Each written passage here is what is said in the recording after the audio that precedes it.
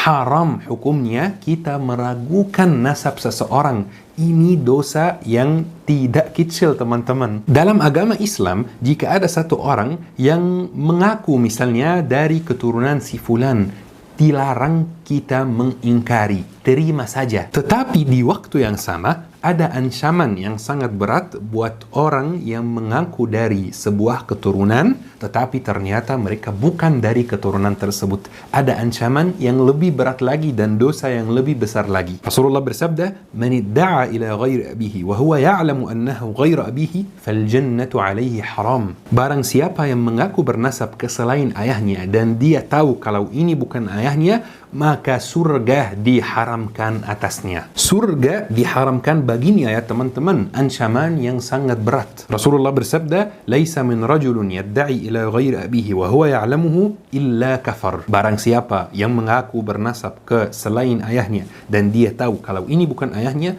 maka dia kafir, keluar dari golongan muslimin. Subhanallah ya syabab, ancaman yang sangat keras. Tetapi kalau diperhatikan, konsekuensinya di akhirat, bukan di dunia. Misalnya tidak masuk surga, misalnya kafir, semuanya konsekuensinya di akhirat, bukan di dunia. Kalau kita di dunia, kita tidak berhak meragukan nasab seseorang. Kita tidak berhak mengatakan kepada seseorang, nasab kamu bermasalah, buktikan. Karena ini termasuk caci maki, termasuk qazf, dan ada dosanya. Jika kita merasa kalau dia itu misalnya berbohong, tinggal diam saja, terima saja. Sudah, nanti di akhirat semuanya akan jelas. Mungkin ada yang akan bertanya, berarti Ustaz, kita tidak boleh menanyakan nasab habaib di Indonesia, betul kan? Jawabannya, menurut saya, menurut Al-Faqir, tidak boleh dan tidak penting dan tidak bermanfaat jika kita menanyakan nasab siapapun.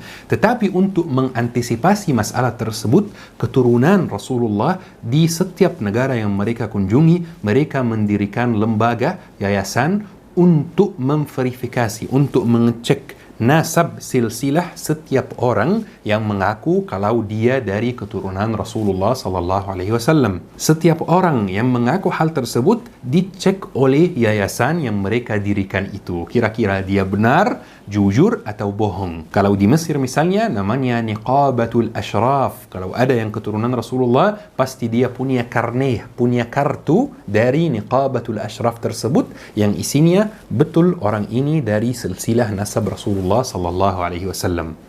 Kalau kita di Indonesia ada Ar-Rabitah Al-Alawiyah. Ar-Rabitah Al-Alawiyah ini fungsinya kalau benar Habib, benar nasabnya tersambung ke Rasulullah sallallahu alaihi wasallam, berarti punya surat, punya buku, punya karne dari Ar-Rabitah Al-Alawiyah. Karena Niqabatul Ashraf di Mesir dan Ar-Rabitah Al-Alawiyah mendatangkan pakar ilmu nasab, ahli ilmu nasab yang bisa menentukan ini anak siapa, ini kakek siapa, kakek nomor berapa yang pindah dari misalnya dari Yaman ke Indonesia dan seterusnya. Pakar, ahlinya yang menentukan. Ya syabab, orang itu dihormati karena 3 hal. Setiap orang di dunia itu dihormati karena 3 hal. Semakin dia menguasai 3 hal tersebut, maka semakin dia dihormati. Yang pertama adalah akhlaknya. Jika akhlaknya mulia, dia dihormati orang. Yang kedua adalah ilmunya. Jika dia berilmu, maka dia akan dihormati orang. Yang ketiga nasabnya. Jika dia misalnya merupakan anak teman dekat kita atau anak misalnya guru kita, maka kita akan menghormati dia. Mungkin ada yang akan bertanya, mohon maaf Ustaz, kadang-kadang saya lihat di YouTube atau di dunia nyata ada beberapa orang yang habaib yang mohon maaf akhlaknya tidak seperti kakeknya. Mohon maaf melakukan hal yang tidak boleh dilakukan. Ini bagaimana Ustaz? Ini jawabannya dengan sederhana. Masih ingat 3 hal yang saya baru sebutkan ini? Akhlaknya, ilmunya, dan nasabnya. Jika orang itu yang mohon maaf akhlaknya kurang, dia itu akhlaknya misalnya tidak dapat, ilmunya tidak dapat, tetap dapat nasabnya, maka kita tetap menghormati dia karena nasabnya, bukan karena akhlaknya, bukan karena ilmunya. Tetapi kalau misalnya kita ketemu Habib yang akhlaknya dapat, yang ilmunya dapat, yang nasabnya dapat, maka ini wajib dihargai, wajib dihormati, wajib dimuliakan, karena bisa menjadi guru sekaligus murabbi.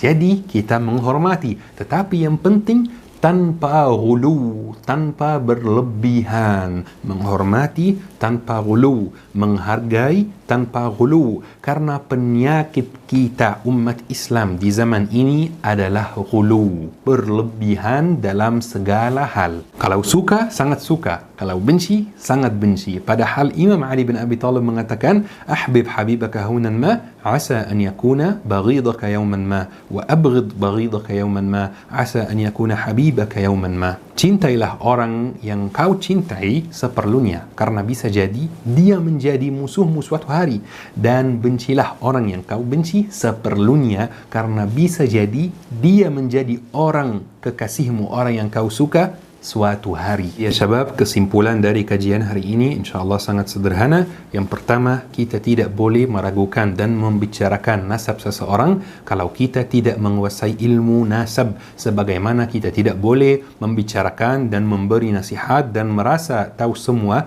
dalam soal ilmu kesehatan dan obat-obatan kalau kita tidak menguasai ilmu kedokteran. Yang kedua, meragukan nasab seseorang itu termasuk dosa dalam Islam. Jadi ayo kita menghindari dosa tersebut, dan termasuk dosa juga, bahkan lebih besar dosanya, untuk mengaku dari sebuah keturunan, dari sebuah keluarga, tetapi kita ternyata bukan dari keluarga tersebut. Tetapi ini konsekuensinya di akhirat nanti, di hari kiamat. Di dunia, selama kita masih di dunia, kita tidak boleh meragukan nasab siapapun. Nomor 3, semua orang itu dihormati karena 3 hal. Karena akhlaknya, karena ilmunya, karena nasabnya. Jika dia menguasai satu saja, kita hormati juga. Jika dia menguasai 2, kita lebih hormati, lebih hargai. Apalagi kalau dia menguasai 3, pasti dia orang yang kita bisa mengambil ilmunya, mengambil akhlaknya. Masya Allah. Yang keempat, awas dari ini, awas dari lidah ya syabab, karena lidah ini bisa membawa kita ke surga kalau kita banyak berzikir, kalau kita banyak bicara yang baik, kalau kita banyak baca Al-Quran, dan na'udzubillah bisa membawa kita juga ke neraka kalau kita meragukan nasab fulan, kalau kita membicarakan kejelekan dan keburukan fulan. Na'udzubillah, na'udzubillah.